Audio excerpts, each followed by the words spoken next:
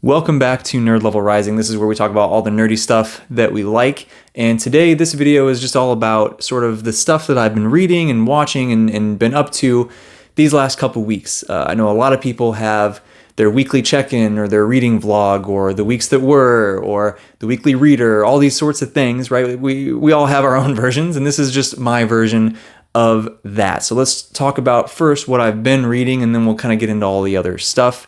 I have a huge stack here. I usually don't read this much. I didn't read all of this here these last couple of weeks. It just looks deceptively big because there were some short things and some things I was just finishing up from the end of last month. But we will begin with this, Unbound by Michael R. Miller. I only had the digital version of this. I'm considering picking up a physical version because I am coming to enjoy this series quite a bit, and it'd be nice to have it on my bookshelf, but we'll see if I can catch a sale or something like that. But Unbound was so great. This was a really nice surprise after Ascendant. You know, I read Ascendant intentionally looking for something that was really easy, really simple, kind of YA-ish. I finished up reading The Bound and the Broken, and I loved it so much, and I wanted more dragons, so I wanted that too, but I needed something kind of easier, and I wanted to try another self-published author, right? So I settled on Ascendant. I gave it a shot, and I liked it enough to continue. I didn't love it, but I liked it enough to continue. Unbound was just such a nice surprise, man. I really felt that it grew up in every way that I wanted it to, except for one. I'm still not a huge fan of how the dragons and their riders interact with each other all the time. Some of it is awesome. Some of it just kind of feels like talking to a pet. So I don't know. Maybe that's just a personal preference thing, or maybe I'm just not taking it the right way or something. But nonetheless, besides that one little detail, this book has just been awesome, and it was just a step up in almost every way, right? There's more complexity, there's more going on, there's more character depth, there's more going on with the villains too, right? And there's a lot more depth there. There's more mysteries that are popping up now, right? We get some answers, but more questions, and I'm really excited to get into book 3, and I want to do that here within the next few months, probably jump into book 3, which is Defiant, because we now have a cover and a title for book 4. I don't think there's a release date yet, but we have the cover, and it looks like something crazy happened in book 3. It looks like, so I don't know. We'll see. But I'm excited to jump into there.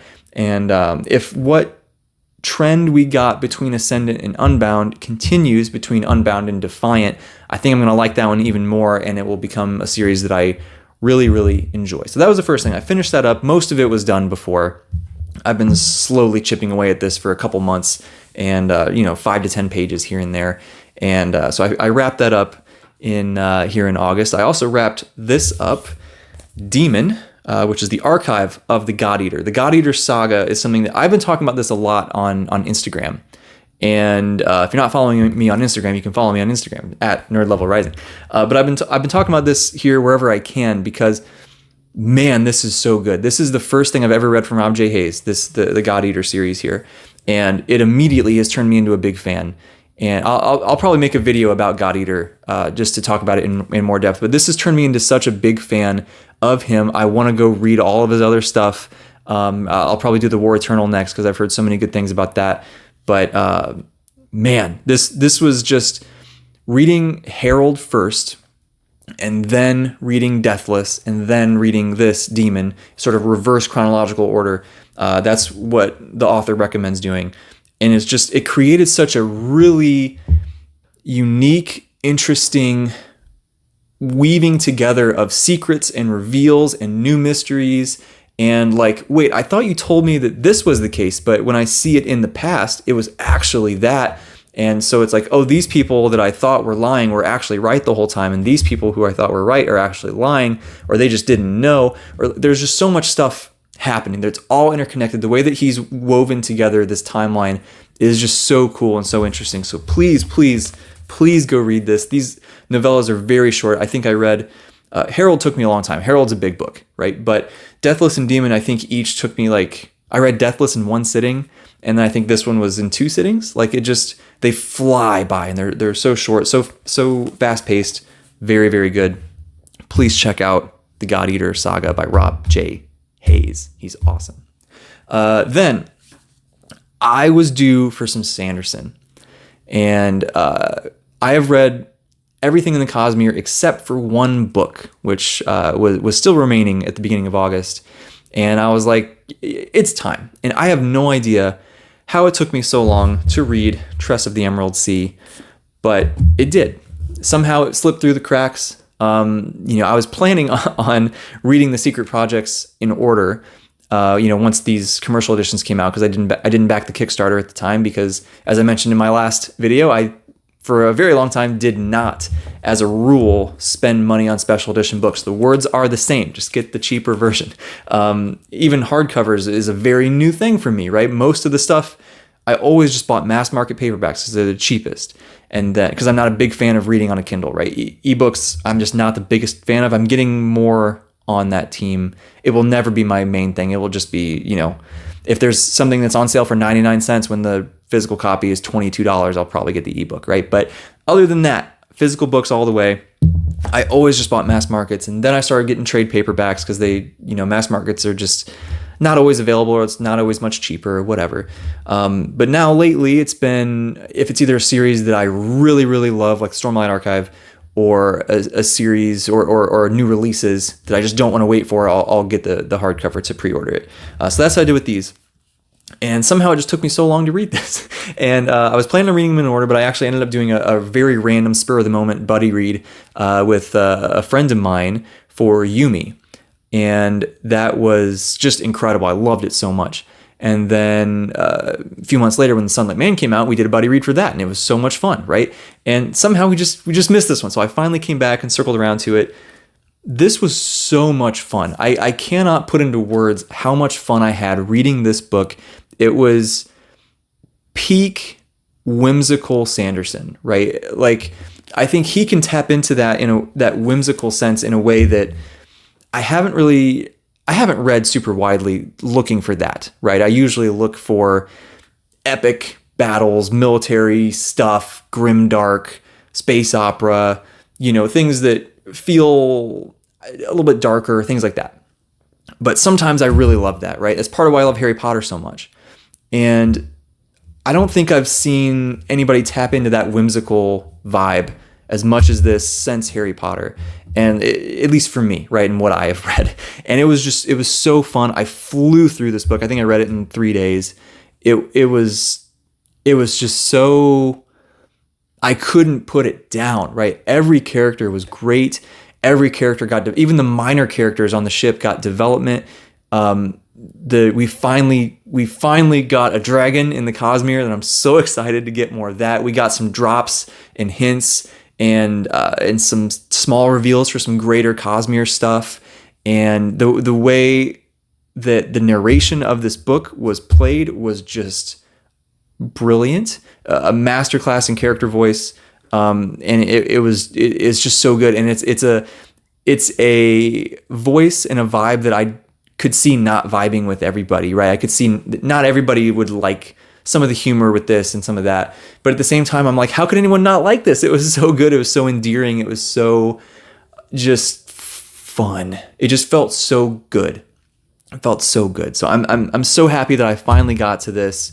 And man, I have no idea how it slipped through my hands for so long, but here we are. And I've read everything in the Cosmere. I've read everything.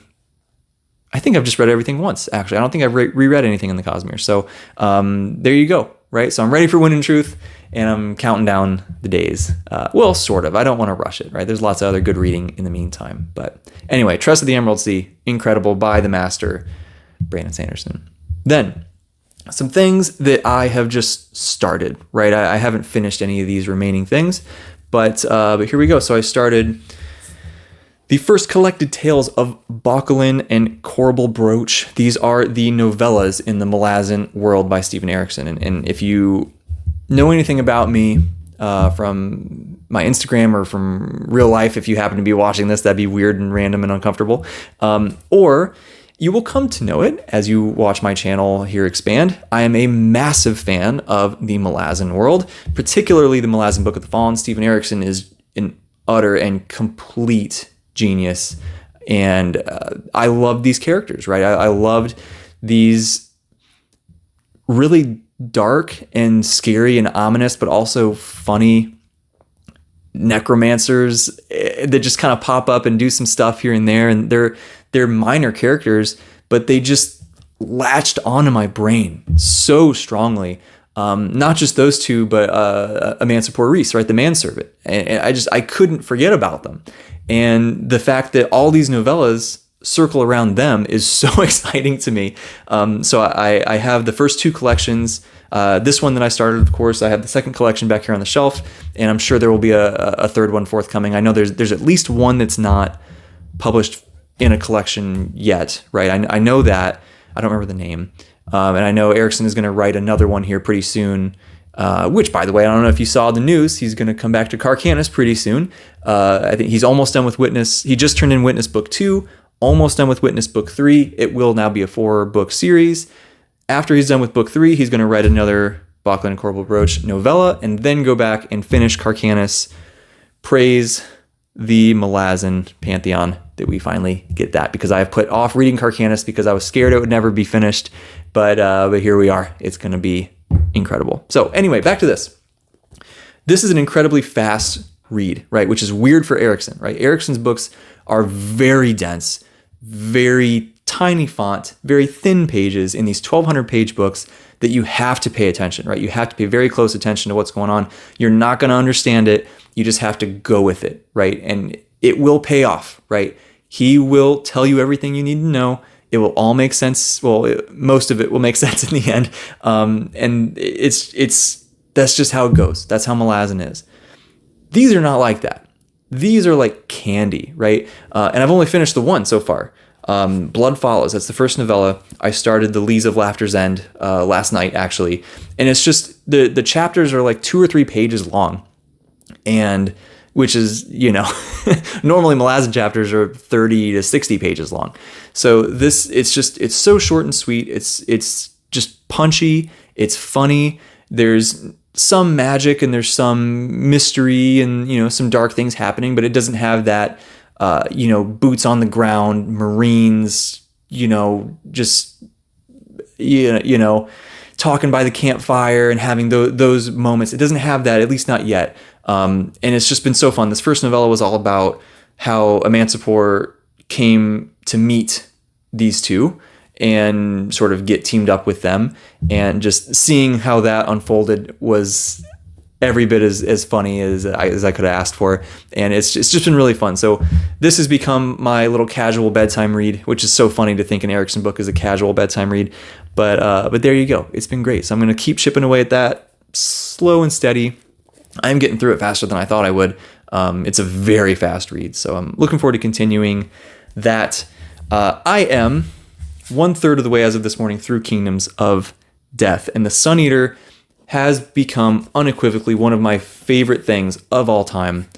And I'm not sure exactly where to rank it yet. I need to get current on the series first, because I think that's only fair.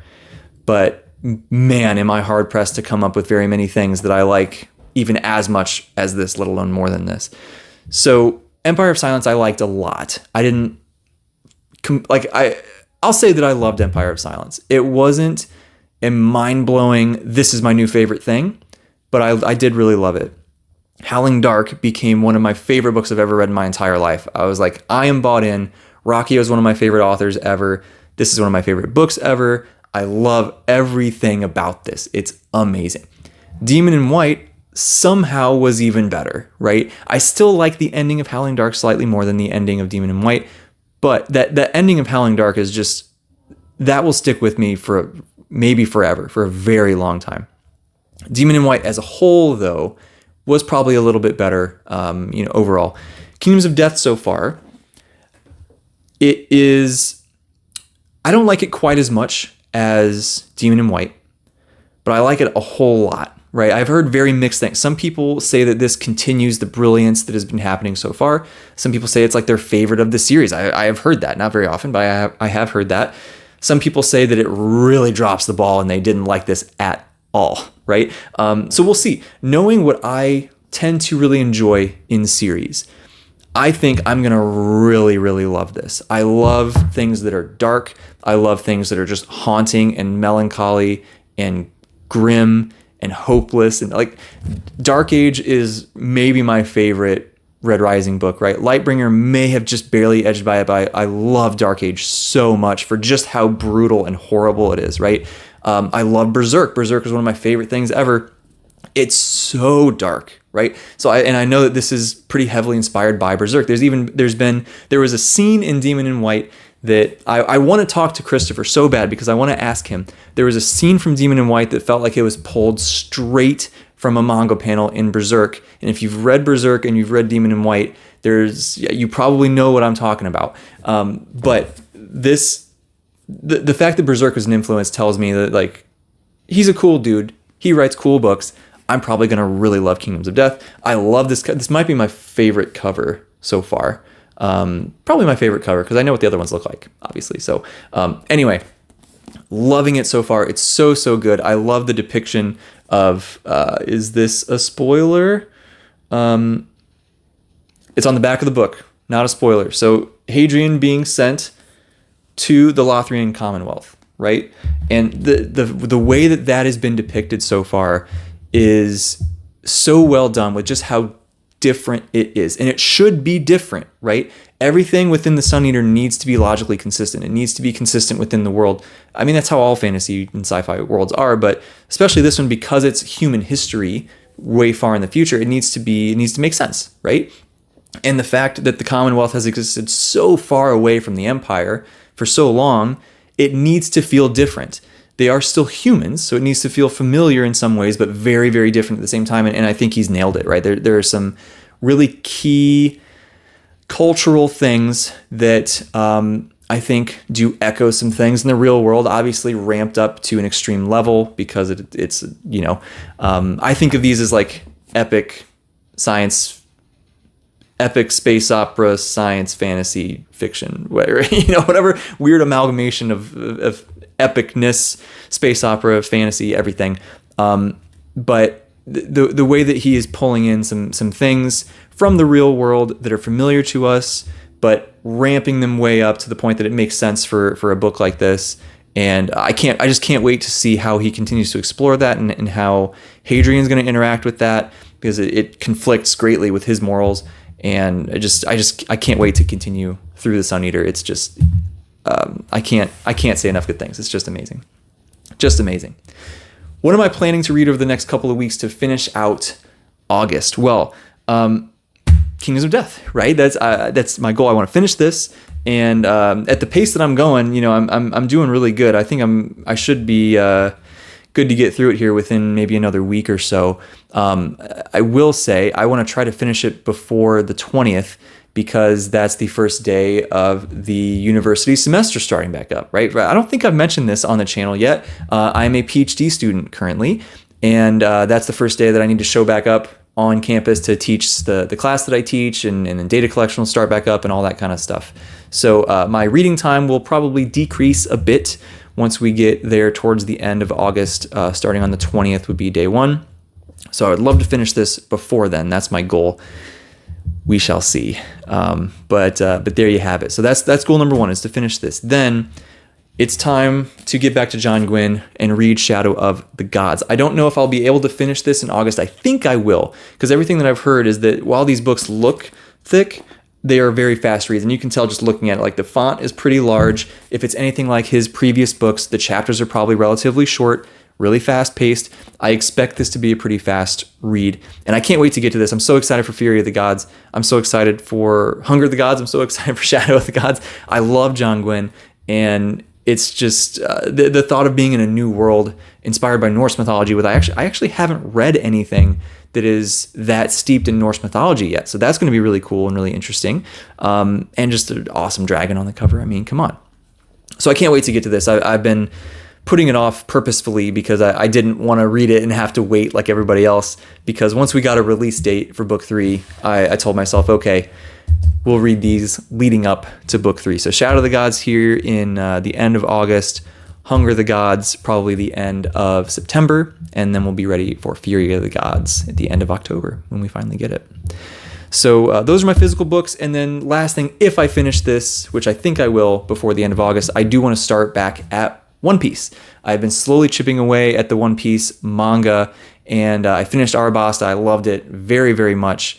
It was by far the best that the series has been so far. So I'm excited to get back and start the Sky Island saga next. I believe there is a short little arc in there, Jaya, I believe, a short arc with that one, and then we get into Skypiea that I've heard is, a bit hit and miss for people. It seems like it's a little bit divisive, but a lot of fans talk about just how amazing it is. And what I've also heard is that there's a lot of very important foreshadowing happening there in the Skypiea arc. So I'm excited to get to that. That'll be last on the docket. Now, let's talk a little bit about anime.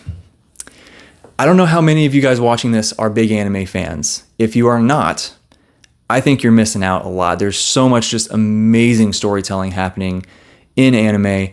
There's a lot of not great storytelling happening, right? So I want to use this channel to talk about the stuff that I really love and talk about just the amazing stories that are being depicted in that medium. And then if I see anything that's just really, really bad, maybe I'll kind of, put that out there as well. Just like, hey, maybe avoid this one and watch this stuff instead, right? So this season, right? If anyone who's not aware, anime comes out in seasons, right? So you typically have 12 or 13 episodes per season, right? One each week. And then it just keeps going from there, right? So right now we're in the middle of the currently airing shows of this season. And there's a handful of stuff that I'm watching that I'm really, really enjoying that has just been so fun. And one is Oshi no Ko. And this is one that I actually missed out on the first season because I didn't have access to High Dive, that was the streaming service that it's on.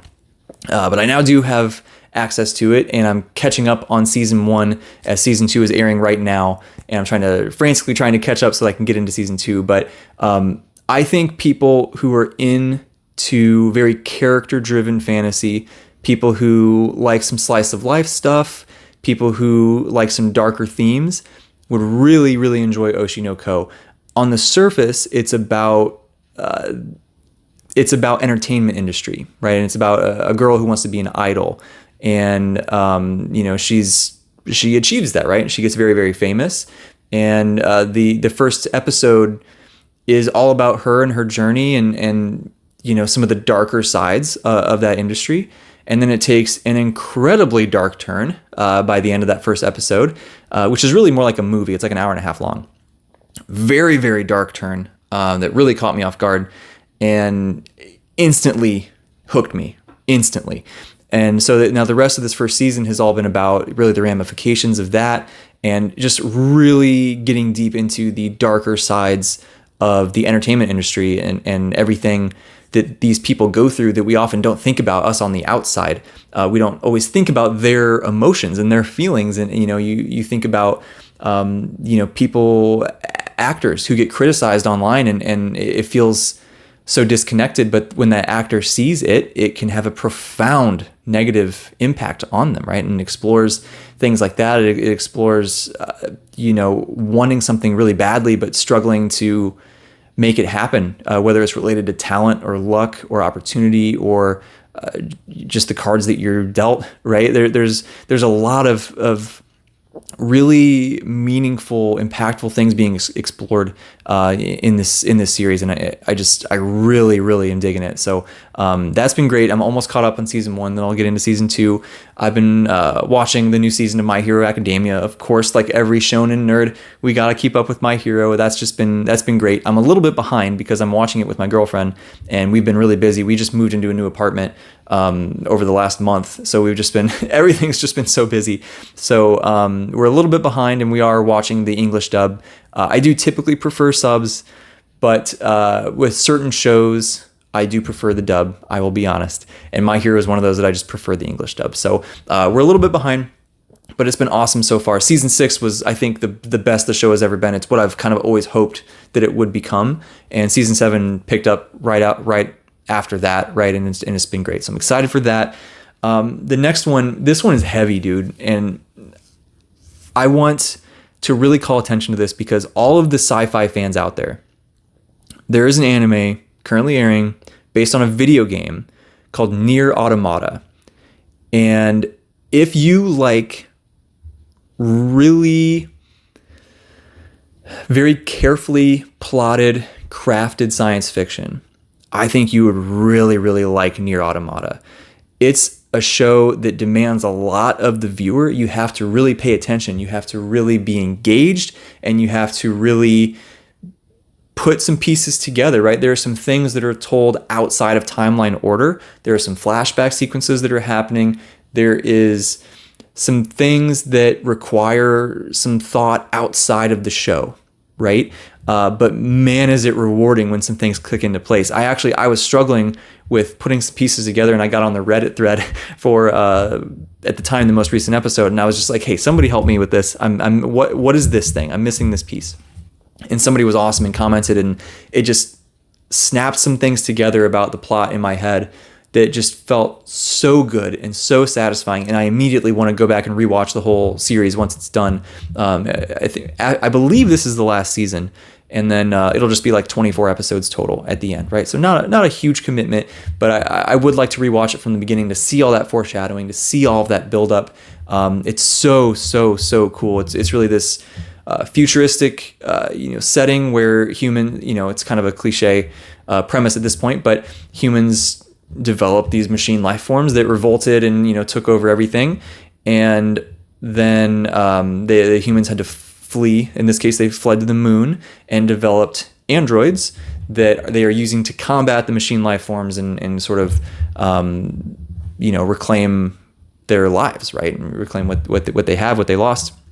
And the story is really centered around these androids and them getting the orders from the humans to go do things, and how maybe not everything is what it seems like, and how these androids, while they are not human, do at times have very human emotions, and how they're interacting with each other and with themselves and all this.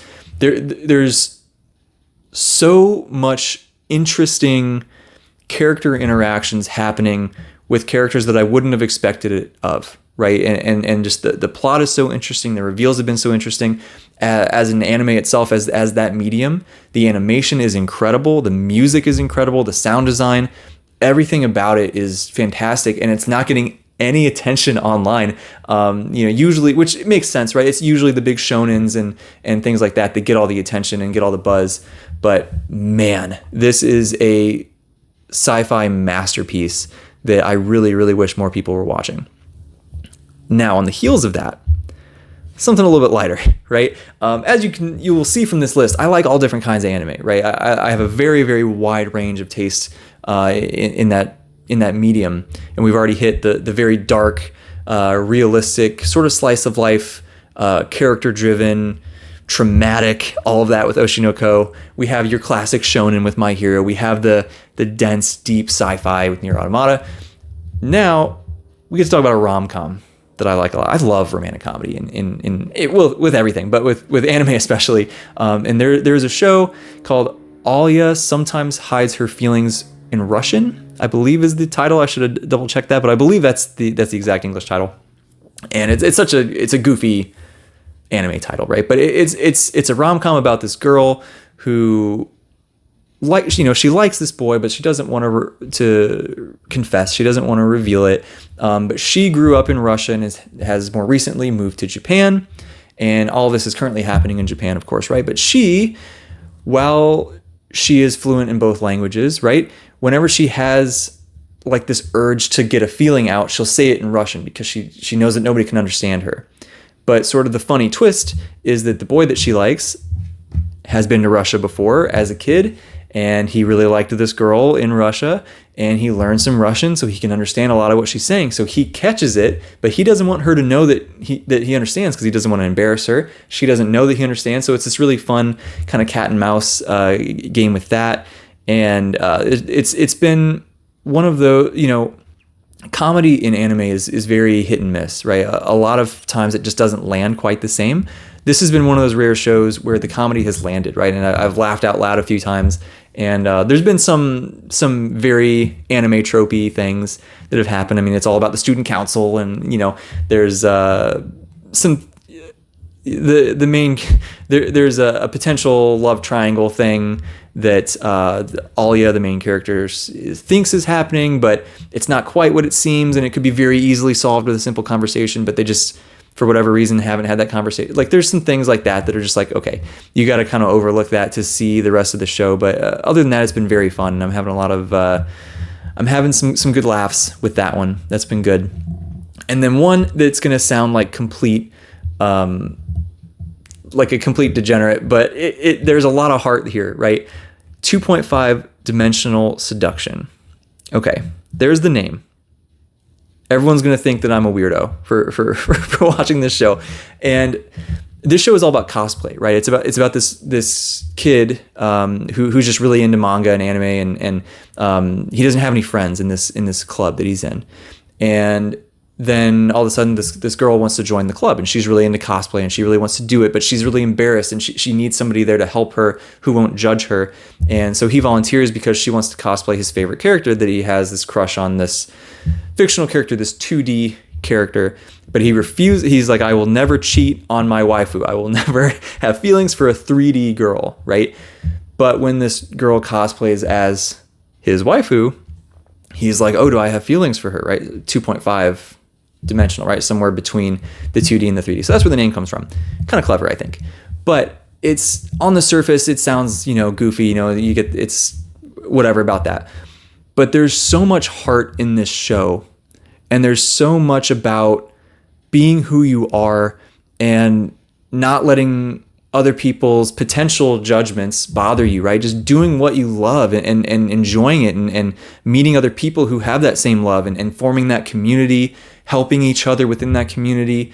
And it's just been beautiful. There's been a couple moments that almost made me tear up. Like it's just been so cool, and I relate to it so much. There's things, this whole booktube thing, right? Like we don't always have people in our immediate physical vicinity who are into the same things as we are. Sometimes we feel ostracized, we feel judged, we feel shy or embarrassed or whatever about the things we like, and that's natural. But it's also like, man, you just got to find your community, find your tribe, and that you can really be yourself with, and life is just so much better. And that's part of why I started this channel, is to do that and talk to all you guys in the comments and have those conversations and have that big life benefit. But that's what this anime is really about, right? It's fun to see the cosplay stuff. I think cosplay is awesome. I've never done it myself, but I would love to at some point. I think it'd be really fun, but I just love seeing it. It's so cool what people can do. It's so impressive.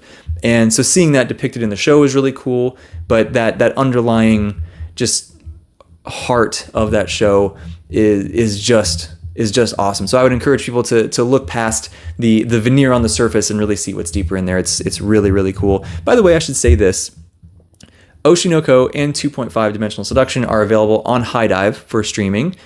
My Hero, Nier Automata, and Alia, the rom-com, are all on Crunchyroll. Right? I should just say that, where you can watch it if you want to. And the last thing I've been rewatching Yu-Gi-Oh!, the original one, because it just means so much to me. I love it so much. I grew up with it. I played a countless amount of time in the card game, and me and my brother used to play so much of that. It was so fun. And I haven't watched the show in a very long time, and it's just been making me so happy to rewatch this. I'm almost done with the first season, so I'm like getting close to the end of the Duelist Kingdom arc, and we're in the tournament at the end, the little championship round, and it's so fun, man. I love Yu-Gi-Oh! To death, and the original will always be by far the best. I don't care what anybody says. It will always be the best to me. And I've just been having a great time. So my plans for what to watch this following week, or these following couple weeks, just continuing all those, right? All those currently streaming shows are going to continue on here for a little bit. So I'll continue those, continue my Yu-Gi-Oh! Rewatch, and just keep having a great time with all of that. I do also want to go see the Deadpool movie. I have not seen Deadpool and Wolverine. I really want to go see that. I'm not the biggest comics fan. I'm not the biggest, this is, I hesitate to say this, but I never even saw Endgame. I saw everything before Endgame, and then I just forgot to go see it. And I saw a couple random Marvel movies since then, but not a ton. But I do really want to go see this one. I really like the Deadpool movies. I love Wolverine. I love the X-Men in general. And, I want to see it, right? I got to make that happen. Otherwise, other stuff, there's not a whole lot else going on because we've been moving and everything's just been so busy. But, I'm itching to play some more Magic the Gathering. I haven't been able to play in quite some time. And I miss it, man. I miss it. I have, a friend online and then a friend in person.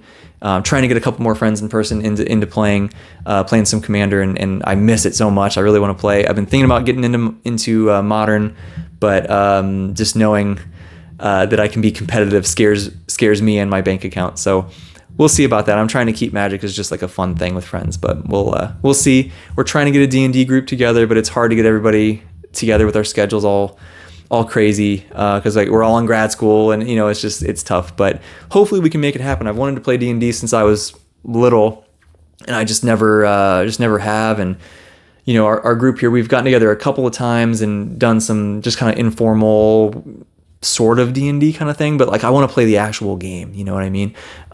So we'll see if we can make it happen. But anyway, that's been my mid-month check-in here. That's been my August so far. It's been amazing. So many great stories, both in the written word and with my viewing pleasure.